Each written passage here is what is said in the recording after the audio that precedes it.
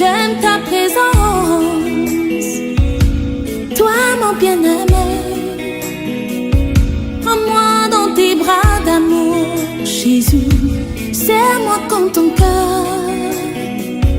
Prends-moi dans tes bras d'amour, Jésus. Serre-moi comme ton cœur.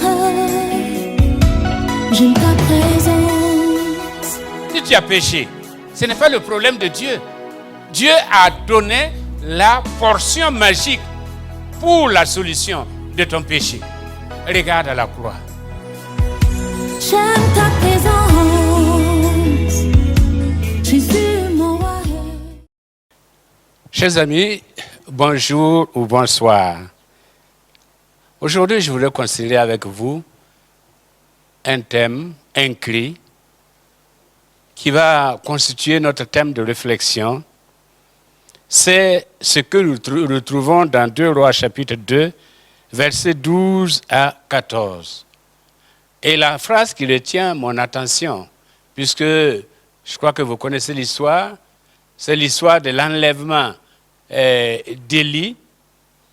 Et Élisée l'a accompagné jusqu'au Jourdain. Et puis Élisée l'a vu partir et il a crié, mon père, char d'Israël. Et lui aussi, il est revenu, il a récupéré le manteau, il est revenu donc au Jourdain, et puis il a frappé les eaux avec ce cri de cœur-là, où est le Dieu d'Élie? Où est le Dieu d'Élie? Et puisqu'il a vu Élie frapper les eaux, et les eaux se sont scindées en deux, se sont séparées en le cours d'eau s'est scindé en deux pour qu'il puisse passer. Et certainement, les eaux ont repris leur place. Et lui, comme premier test, eh bien, il frappe les eaux en disant, où est le Dieu d'Élie? Søren Kierkegaard a dit que Dieu construit notre foi en menaçant de la détruire. Dieu construit notre foi en menaçant de la détruire. Élisée vient de vivre une dramatique expérience, c'est-à-dire l'unique expérience même de sa vie, à part sa naissance. Son pilier vient de lui être enlevé. Il y a un vide existentiel et surtout un vide prophétique. Alors, il crie parce que désormais, il est face à de lourdes responsabilités et il faut qu'il s'assure de la présence de Dieu. Jusque-là, il n'a fait qu'accompagner Élie. Jusque-là, il n'a fait que voir Élie agir, ou Dieu, disons, voir Dieu agir à travers la vie d'Élie. Mais maintenant, il va falloir qu'il puisse revêtir le manteau, ce manteau qu'il vient de récupérer, eh bien, qui était le gage de l'autorité d'Élie. Eh bien, il veut s'assurer que celui qui a été avec Élie sera avec lui. La question d'Élisée est l'écho, c'est l'écho de toute la question de tout être, en tout cas de tout être croyant, de celui qui connaît Dieu, de celui qui traverse des épreuves, de celui qui est bouleversé par des événements dans sa vie. C'est le cri de tout âge, de tous les enfants de Dieu face aux différentes responsabilités et face aux différentes crises dans leur vie. Je pense qu'aujourd'hui, nous pouvons poser la même question. Où est le Dieu d'Élie? Le Dieu des miracles, le Dieu qui renverse toutes les situations, le Dieu qui change tout. Où est le Dieu d'Élie? Alors, qui est le Dieu d'Élie? Qu'a-t-il fait pour que, eh bien, Élisée s'en souvienne et réclame sa présence? Le Dieu d'Élie, eh bien, c'est celui qui a empêché la pluie de tomber pendant 3 ans et pendant 3 ans et demi. Et puis, pendant ces 3 ans-là, il n'y a rien, c'est la sécheresse complète, rien, aucun nuage à l'horizon, rien qui annonce que la vie, en tout cas la vie terrestre, va reprendre, dans cette localité-là, la vie terrestre va reprendre son cours. La pluviométrie va revenir comme il est d'habitude. C'est ce Dieu-là, celui qui a fait pleuvoir, et celui qui a empêché la pluie pendant 3 ans et demi. Et après tout cela, en un rien de temps, en un laps de temps, eh bien, c'est le Dieu qui a fait pleuvoir. Il a fait que ce qu'il a retenu est revenu. Ce qu'il a empêché, il l'a permis. Le Dieu d'Élie, c'est celui aussi qui s'occupe de son serviteur. Il le nourrit, il le protège, il prend soin de son serviteur.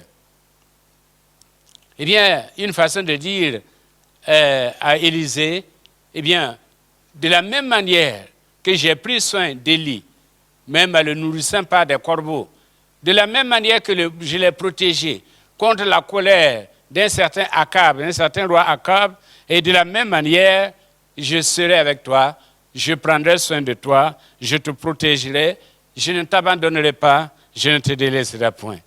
Eh bien, il prend soin de la veuve et de l'orphelin, il pourvoit leurs besoins, et bien, il va jusqu'à ressusciter le fils d'une d'entre elles. C'est ce Dieu-là.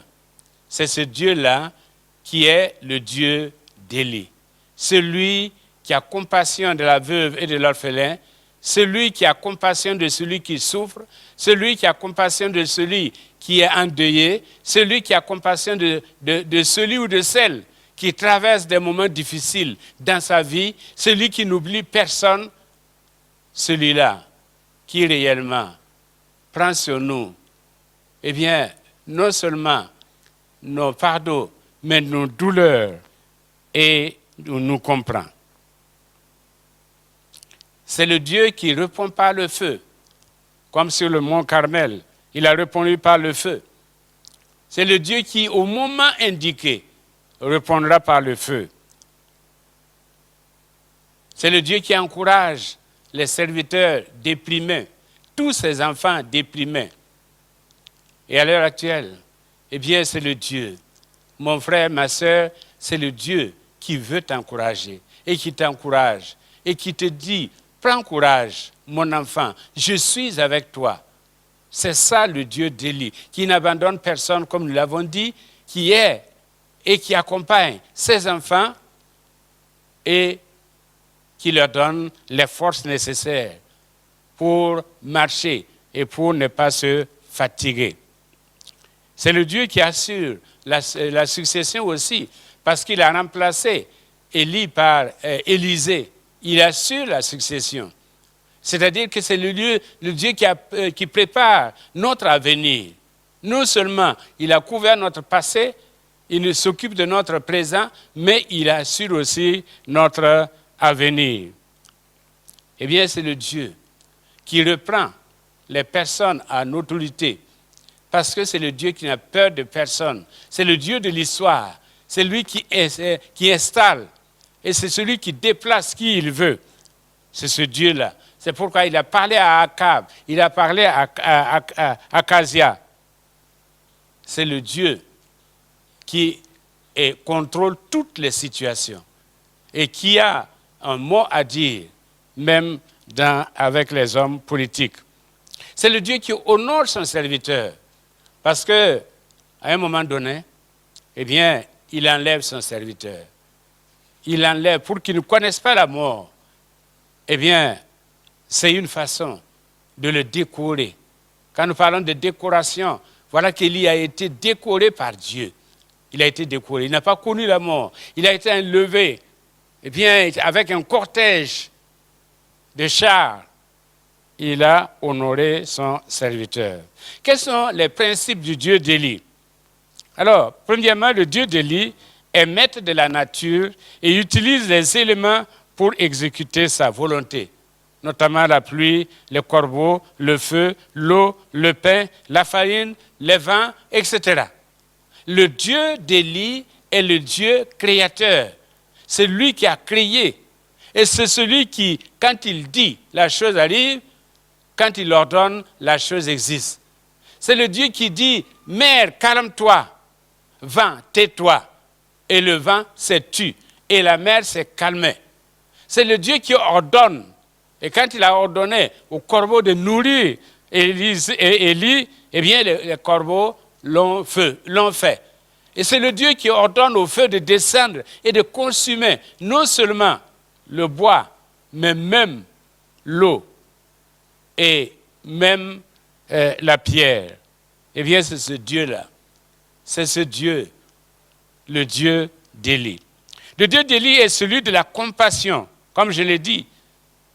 Compassion pour son serviteur et compassion pour les vulnérables sociaux. Je vais te dire ce soir ou ce matin que le Dieu d'Élie, il a compassion de toi. Il te voit dans ta souffrance. Il te voit dans ces événements qui ont bouleversé ta vie. Mais il a compassion de toi. Il a compassion de toi. Comme Jésus a eu compassion du fils unique de la veuve, eh bien, il a compassion de toi. C'est ça, le Dieu d'Élie. Il est un Dieu qui rend la vie. Il est un Dieu qui donne la vie. Qui donne la vie. Il rend la vie, mais au-delà, il donne la vie. Et c'est pourquoi il nous a donné la vie éternelle. Et c'est pourquoi nous, en tant qu'enfants de Dieu, nous avons la vie éternelle. Alors, en application, que pouvons-nous dire devant la situation que nous traversons? Eh bien, que pouvons-nous dire? Nous nous sentons comme Élisée et nous disons, où est le Dieu d'Élie? Parce que nous sommes conscients que le seul Dieu qui peut nous aider, que la seule personne qui peut nous aider, c'est celui qui a accompagné Élie. C'est celui qui a frappé les eaux. C'est celui qui a enlevé Élie pour qu'il ne voie pas la mort. C'est ce Dieu-là. Et nous avons besoin de lui. Nous avons besoin de lui. Eh bien, le Dieu d'Élie est un Dieu présent. Et comme Jésus l'a dit, je suis avec vous tous les jours. Et dans Hébreu, il a dit, 13:8, il a dit, Jésus, le même hier, aujourd'hui et éternellement. Aujourd'hui, nous avons besoin de lui. Parce que nous sommes agressés. Non seulement notre nation est agressée, mais le monde entier est agressé. Et il faut un Dieu pour nous sortir de là. Comme à Antioche, il nous faut un Dieu. Il nous faut un Dieu pour nous sortir de là. Et quand Paul s'est adressé aux Grecs en parlant du Dieu inconnu, eh bien, les Grecs ne savaient pas de qui il parlait. Mais Paul a dit, le Dieu inconnu, celui qui a assisté votre ville, celui qui a arrêté l'épidémie qui détruisait votre ville, eh bien, ce Dieu-là, ce Dieu inconnu-là, c'est celui que je vous prêche. C'est le Dieu d'Élie, capable d'arrêter, de stopper et d'annuler tous les maux de la société. Le Dieu d'Élie est le Dieu qui veut se servir de toi. Parce que, tout comme on dit, tout ce que Dieu fait pour l'homme passe par l'homme. Dieu ne descendra pas, mais il a besoin de toi et de moi. Dans quel domaine? Pour que nous puissions prier, pour que nous puissions intercéder, pour que nous puissions témoigner, pour que nous puissions vaincre la peur, pour que nous puissions triompher de l'angoisse et donner l'exemple et répandre, eh bien, la quiétude autour de nous, répandre la paix intérieure autour de nous, au lieu de nous laisser emporter par le tourment général. Dieu a besoin de toi, mon frère. Dieu t'a confié son manteau, comme Élie a confié le manteau à Élisée. Dieu t'a confié le manteau, la responsabilité de le représenter, même en temps de crise. Eh bien, nous savons que ce Dieu-là, ce qu'il dit, il l'accomplit. Comme nous le dit Jacques, chapitre 5, verset 16. Eh bien, la Bible nous dit que Jacques nous dit que Élie était de la même nature que nous. Croyons que Dieu nous permettra de prendre l'autorité nécessaire. Et au lieu que celui qui vient contre nous domine sur nous, c'est nous qui allons dominer sur celui qui vient contre nous. Ils te feront la guerre, mais ils ne te vaincront pas. Parce qu'il a dit, comme le Père m'a envoyé, moi aussi je vous envoie. Que ferait Jésus aujourd'hui s'il était dans ce monde face à la pandémie? Que ferait Jésus? C'est sûr que non seulement il allait guérir, mais aussi il allait secourir. Il allait être là, avec ceux qui souffrent, supportant ceux qui souffrent et apaisant le cœur des uns et des autres. Mais pour cela, Dieu a besoin des gens qui sont fermes. À celui qui est ferme dans ses sentiments, je lui assure le repos.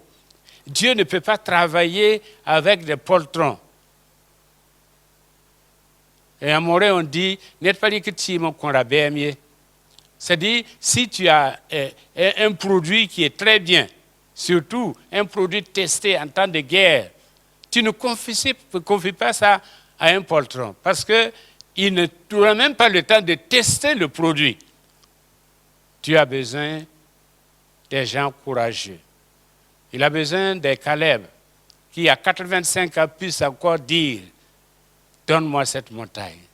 Des gens qui peuvent relever le défi.